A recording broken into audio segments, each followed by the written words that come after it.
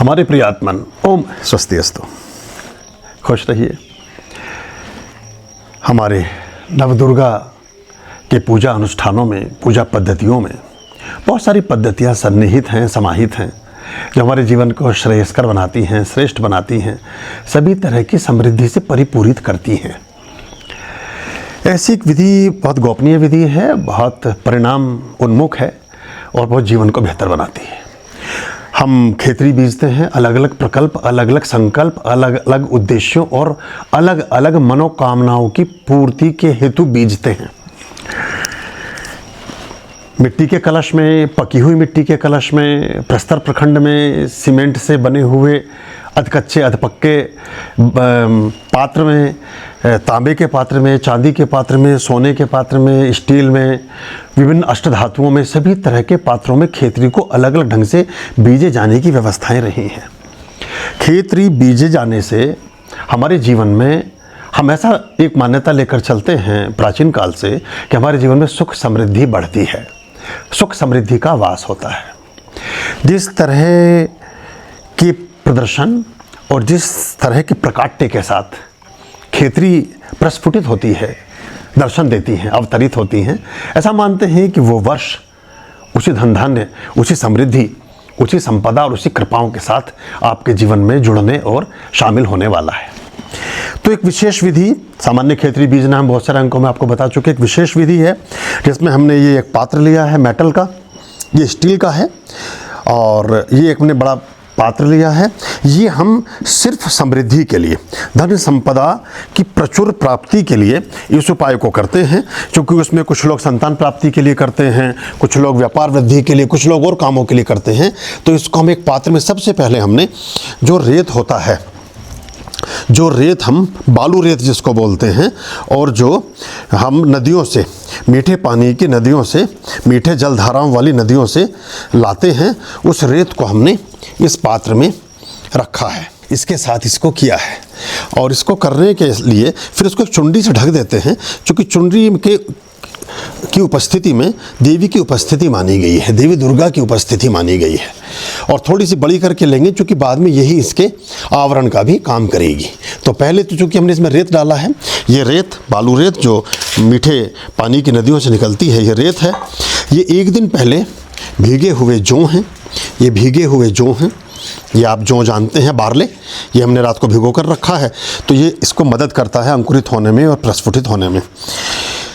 एक हमने छोटा नारियल लेते हैं इसमें, और छोटे नारियल पर 64 बार कलावे से, जो 64 जो योगिनी हैं उनको रिप्रेजेंट करता है, जो देवी के विभिन्न स्वरूप हैं 64। ये गुड़हल के फूल हैं, गुलाब के फूल हैं लाल, ये इसमें हम प्रयोग करते हैं। एक कलश हम लेते हैं जो अष्टधातु में हो सकता है, किसी विशेष मेटल में हो सकता है, किसी भी विशेष तरह के उससे बना होता है।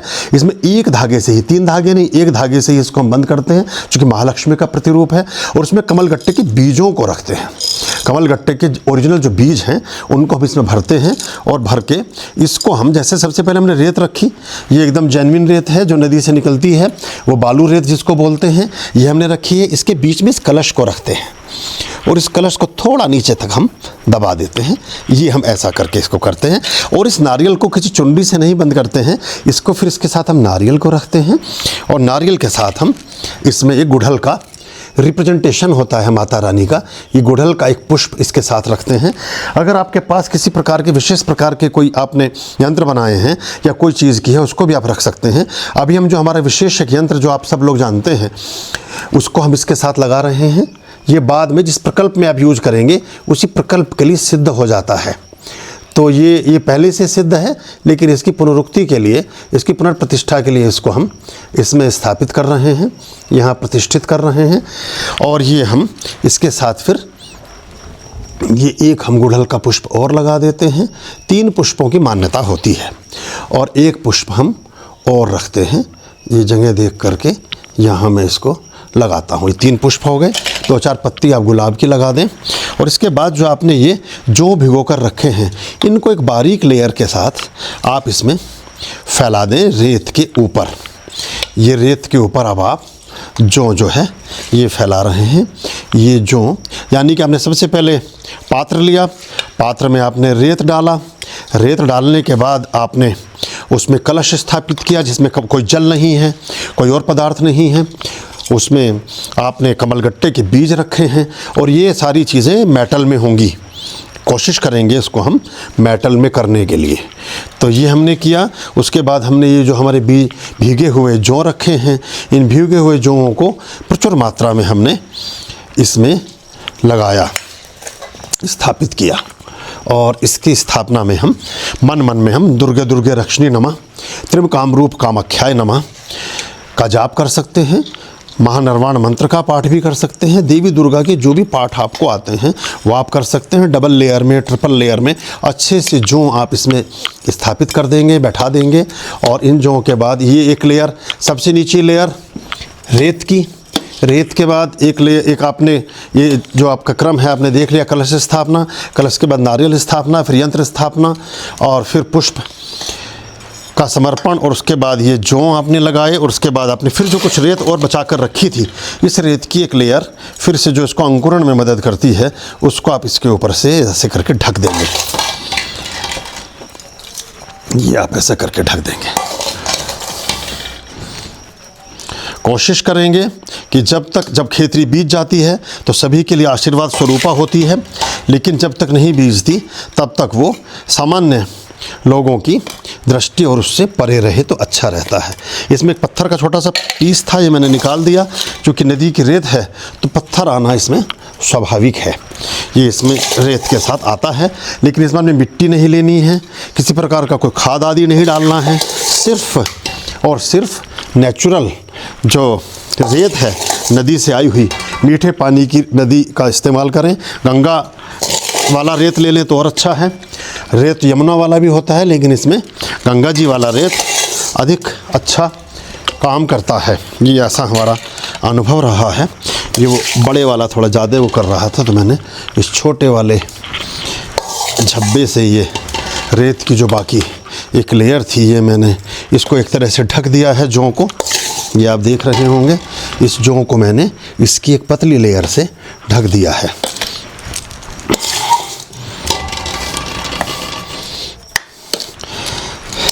ये सारा काम व्रत और उपवास की अवधि में ही आप करेंगे। आप सिर्फ जल ग्रहण कर सकते हैं, बाकी चीज़ें अभी तक ग्रहण आप नहीं करेंगे। और हमने तो कोई फल और कुछ भी जल के अलावा सुबह से अब तक। और ये विजया काल में इसको कर सकते हैं, अभिजीत में भी कर सकते हैं, विजया मुहूर्त में भी कर सकते हैं। लगभग जब मैं इसको स्थापित कर रहा हूँ तो मैं इसको मध्यांतर में कर रहा हूँ। तो ये आप सवेरे भी कर सकते हैं, लेकिन अलग अलग उसके लिए ये होता है। तो इसको हम उसी ध्यान में रख करके करते हैं।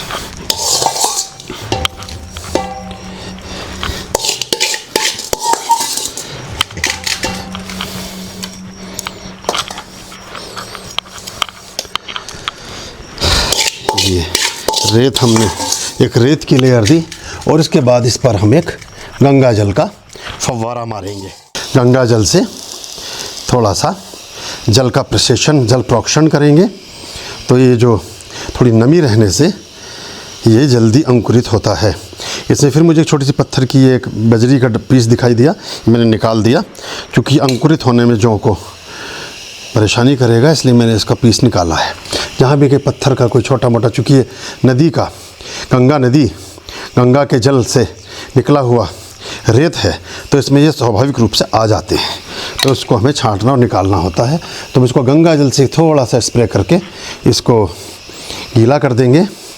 और गीला करने के बाद हम इसको फिर ये अपने गंगा जल से इसको ढका और थोड़ा सा फिर इसको हम एक ढक देंगे। ये ऐसे करके हम इसको ढक देंगे। ये अब हमारा, ये हमने खेतरी बीजी है, धन धान्य की समृद्धि और श्री विद्या की प्रतिष्ठा के हेतु। जो जौ का जल है वो जौ का जल भी आप इसमें डाल सकते हैं, जो बचा है अगर, वरना तो गंगा जल से ही करेंगे तो बहुत अच्छा रहेगा।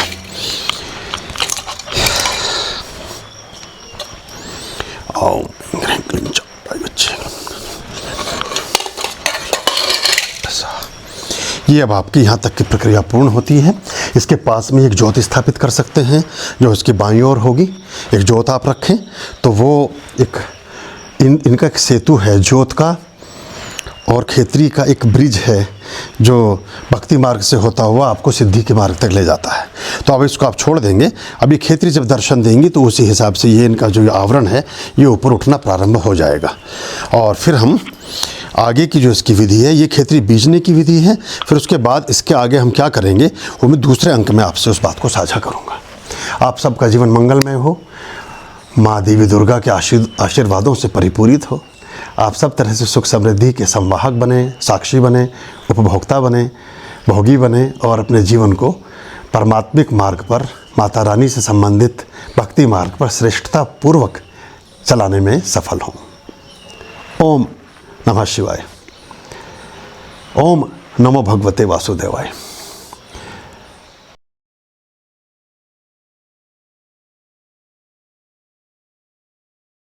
ओम त्र्यंबकं यजामहे सुगंधिं पुष्टिवर्धनम् उर्वारुकमिवन्दनात् मृत्योर्मुक्षीयमामृतात् स्वाहा।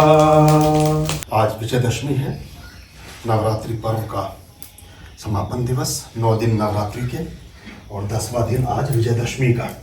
तो आज आपने देखा कि इन 9 दिनों में ये खेतरी माता जो प्रकृति रूपेण हैं वो पूर्ण रूपेण प्रकट हो गई हैं। तो इनको हम आज इनका प्रणाम दिवस है।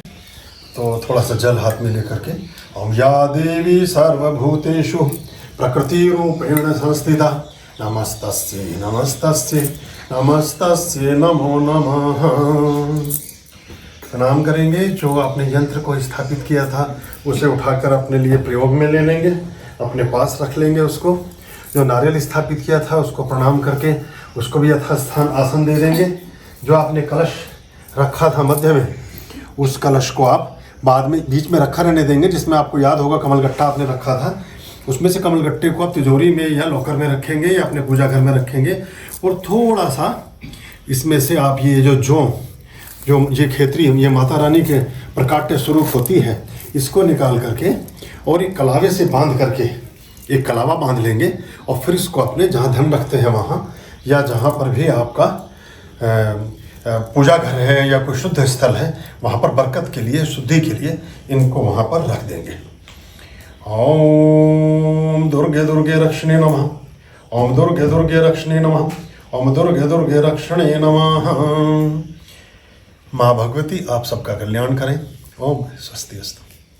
ओम नमः शिवाय।